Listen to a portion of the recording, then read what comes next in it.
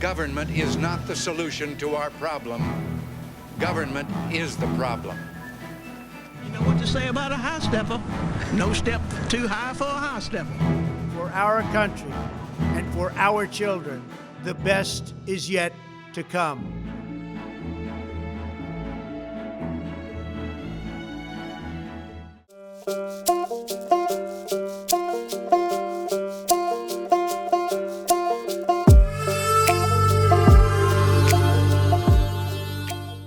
So with that, Mr. Chairman, we appreciate your service both to the state and to the party. Thank you for stepping up and answering the call. I know when we're looking back, I kind of want to start at the beginning with you.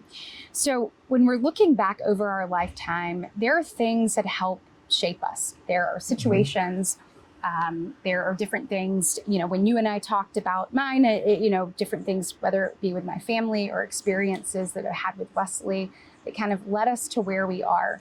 When we're looking at you, tell me about growing up. I mean, you know, when you're growing up, what was your family life like? Are there things and situations within that you feel like kind of gave you the heart for service or the determination to move forward, challenges that you overcame, any of that? Like, give us a window into what it was like. What was Scott like before you became the chair? Yeah, so I'm going to take you way back, okay. Senator. We're going to go 3 months after I was born. My parents separated because of my father, and my sister was 3 and I was a newborn. I was 3 months old, and my mom loaded up a '65 Mustang and headed up north to my granddad's house and had hopes and dreams of being a nurse and a mom and having a good family, and all those dreams were shattered at the time. And so we headed north and went to, my grandfather worked at a factory and was able to get my mom a job at a factory. The rugs just yanked underneath her, right? And she works at a factory called Armstrong. Okay. And back in the late 70s, men did not like women working in factories. They did not like them on assembly lines. Mm-hmm. And like that was intimidating for them to have a woman there working. Mm-hmm. Little do they know that's all she had to provide for 2 kids, right? And right. So my whole entire life, never had a father. Mm-hmm. So what I did is I was very heavily in sports, baseball, football, and I would pretend in my mind as a kid that my football coach was like my father. Okay. And I would take the way he carries himself and the way he handles life. I would pick godly men every time from my church and so forth.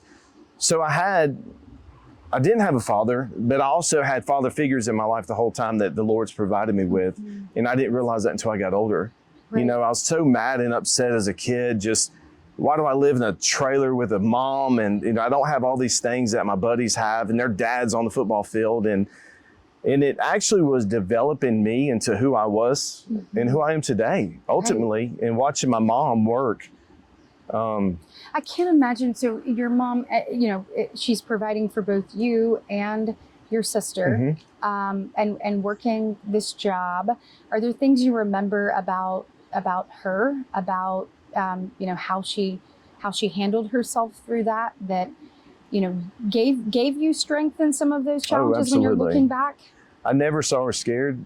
Wow. I always saw her like working really hard. Mm-hmm. She'd come home with dust all over and working 16-hour shifts. So if there was any overtime available, she was taking it. Yep. My sister cheered and I played football, so those are not cheap. I'll tell you what's funny is she never missed a football game.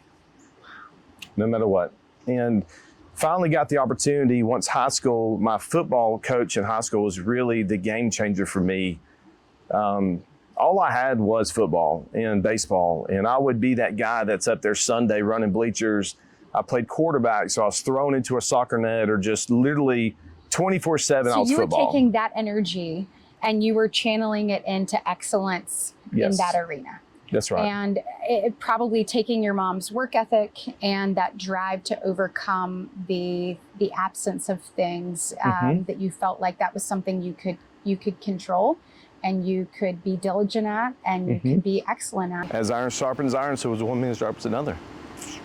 Coach Lindsay taught me that and he taught me to always better the man next to me. That's right. I think too often, and we see this, I think, a lot in politics, but in life in general, is, people think that if somebody else is doing well, then somebody else can't, or that, you have to see somebody else kind of sort of as if they're good, you can't. It's like, no, learn from them and then become the best version of yourself you possibly can. 100%.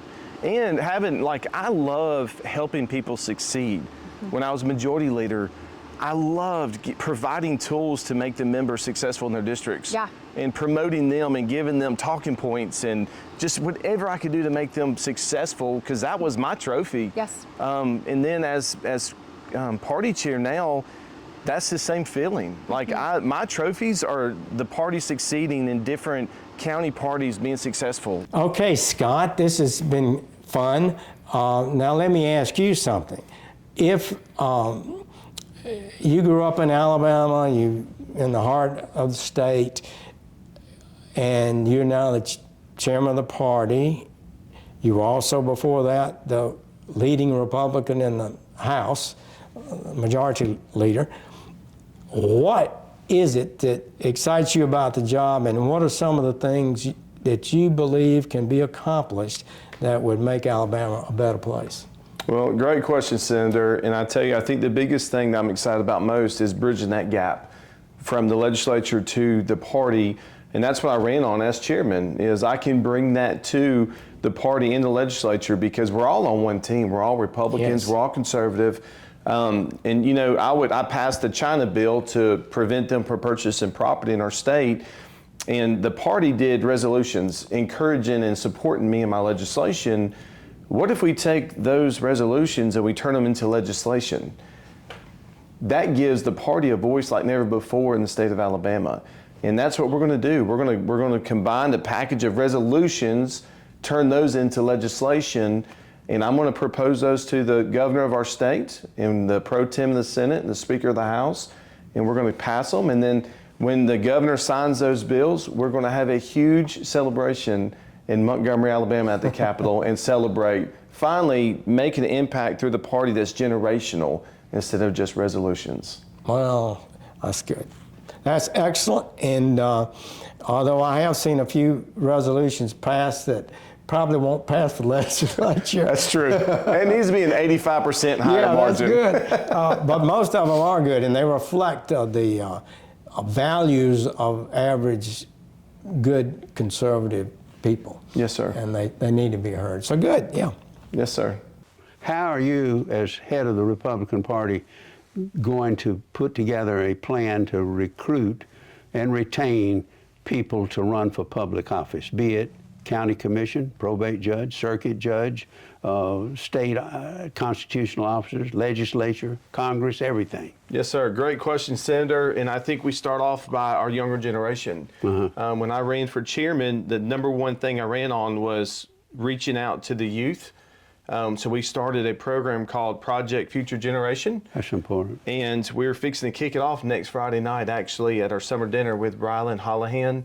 Have you heard of him? He's a young superstar. His grandfather, I was his grandfather's best man. You have definitely heard of Rylan. So he's a young superstar that's When helping. he got married, small world. It is a small world, but we're going to reach out to every high school campus, every college campus, get them involved. The future. The future. Y'all are the future, though. They're the future. 100%. But let them know how important, being a Republican is for the future of their family. How important it is to keep capitalism going, the law of opportunity, opportunities to build their families, to prosper, to strengthen the country.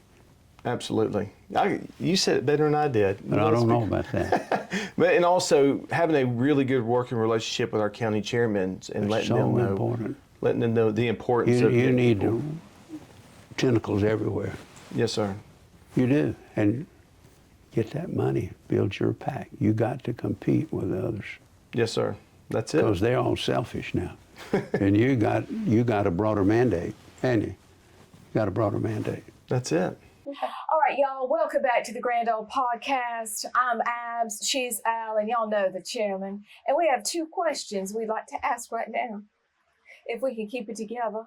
And that's what we're going to do. First, Mr. Chairman, I'd like to give you a little gift we brought you. These are newly printed from the right side. This is your allegedly hat.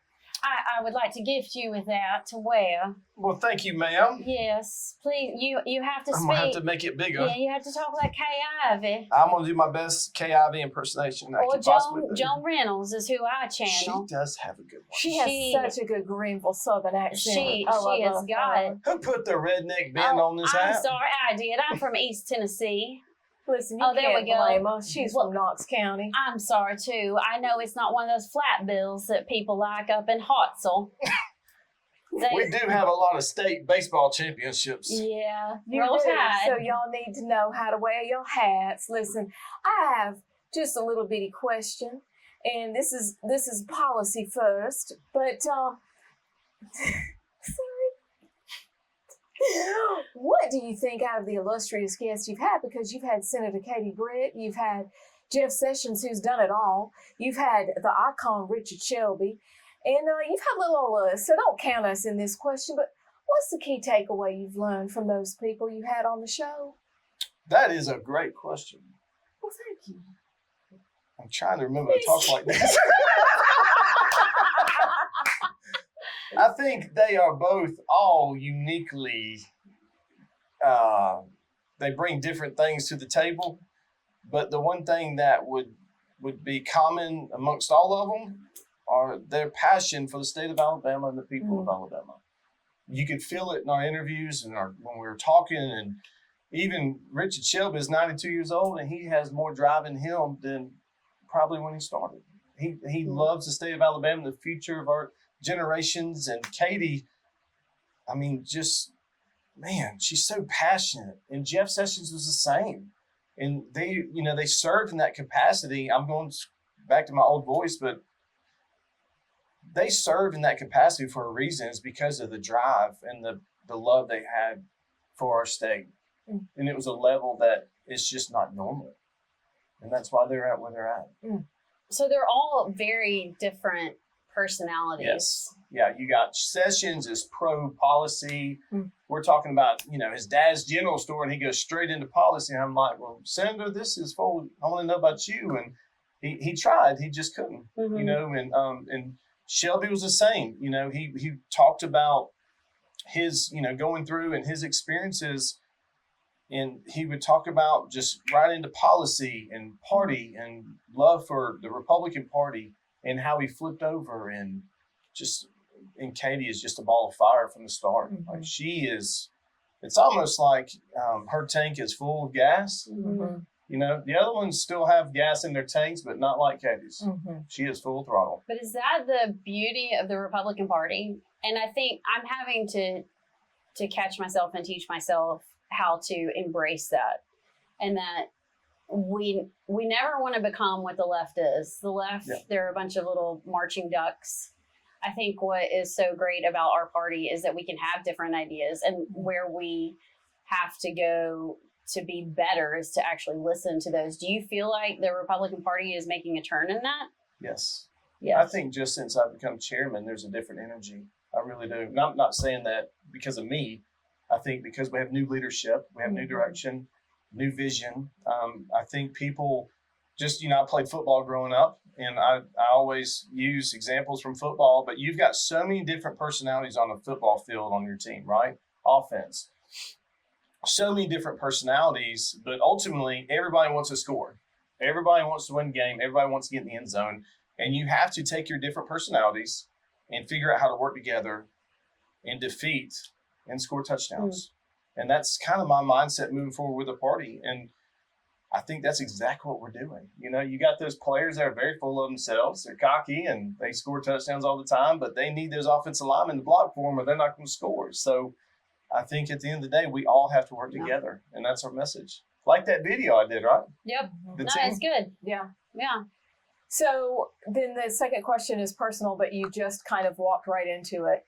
You played football, high school and college. What position did you play? What was the greatest thing you learned from it? Wow. Okay, so I played from 4 years old till I was 23. That's a long time. I do remember the last time I put a helmet on was at University of Louisville at the All-Star game, my senior year of college. And I remember taking my helmet off and looking at my mom. Of course, she's crying, and I realized I'm done. This is it. Like, I could have played arena ball for $50 a game or something, but not worth it. But looking back, so we drove, from Louisville back to Alabama, and I remember just thinking the whole way of that question in itself. From Little League coaches, I didn't grow up with a father figure, so my coaches was my father figure. Like, I wanted to be like them. I wanted to dress like them, act like them, and just learning my life lessons through them guys. And that's how important, coaching and teachers are on kids who don't have both parents in the household. When I got to high school, it got serious. Puberty hit in. I started, my high school football coach was a huge influence because he saw potential in me. But I was that guy that after church on Sunday, I was at the football field running stadiums by myself. And it was during soccer season, after football season. So I played quarterback. I would do dropbacks and throw footballs into the soccer nets to make sure I could be the best I could be. But also, it gave me purpose. It gave me purpose in life. And I knew that if I busted my tail, I could do good and honestly, I wanted to do more. I wanted to please my coach more than anything. I wanted to make him so proud of me. And that was, of course, I like being in the papers and all that stuff. But ultimately, at the end of the day, I just wanted to not disappoint him because he believed in me. A guy like me is not supposed to be starting quarterback at a good school, And I thought you were like tight end or something. No. Maybe on the line. But you make so much sense to me now. So in college, I transitioned to tailback. So the lessons I learned with that was setting goals, off-season setting goals, figuring out my work routine, how I can better myself, what do I need to do to achieve these goals. And then during the season, it's everything you got. And you've prepared yourself for that moment, and you're laying it all on the table. And that was me. I mean, I was that guy that if you're coming at me, you better come because I am. And that's the life lessons I've learned. And I teach that to my daughter. And, let's set goals. Every time she wants to do something, we sit down and we set goals. And how are you going to achieve these goals? Just like when I wanted to run for majority leader, I sat down with my wife and we went over goals. When I started my company, I sat down, started goals. And how am I going to achieve this? And same with party chair, same with what I'm wanting to do with the Republican Party. So there's football coaches out there who instilled in me the stuff that I use today, and that's where it came from. So last question, because I think you said 1 and we're like on 6, but yeah, someday you'll take off your helmet from politics and that game will be over. Looking back, what will you look back on and say, I was successful. I did my best. I played the best game if this, and this happened? No regrets, number one. My wife and I, when I first was elected in 2018, we talked about having no regrets. No matter what decision I make, I don't have any regrets for making that decision. Don't ever drive home not representing your people, but also voting for someone else in their conscience and not yours. And I've done that. I think that's the hanging my hat on that. Hopefully I'm on the front porch one day, but, I stood strong against some strong legislation that majority of people voted for. And I voted my conscience. I pray a whole lot, especially, in the heat of battle. My secret weapon's my preacher. And I don't know about now, everybody's going to know, but I'll call my preacher on the way to Montgomery sometimes. And this is when I was majority leader. And he could tell by the tone of my voice, without me saying anything, he'll say, okay, in the middle of my sentence. And I'm just asking him how his day is. I haven't even got to the point that I need. He knows. He knows just by the tone of my voice. And he'll say, okay. And I'll stop and he'll immediately start praying. And he's my secret weapon. Because when I would show up at the State House, my God's armor was shining so bright. I mean, I was ready to roll. I think ultimately fighting for, people who can't fight for themselves, like all the athletics stuff that I passed for females and the China bill, that's something I'm super proud of. Yeah. Every time I see Fox News and Alabama is leading the nation in China-owned property, lack of China-owned property, I'm sitting in my house giving myself a fist pump. Like, that was awesome. And I didn't realize the significance of it at the time. I knew this was something we needed to do, and we're leading the charge. So I'm hoping that I continue to do good stuff. Ultimately, with the party as chairman, I'm not settling for anything else except for being the best state party in the United States. That's it. Like, we're not stopping. And I say it all the time, we're going to be better tomorrow than we are today, and today we didn't do enough.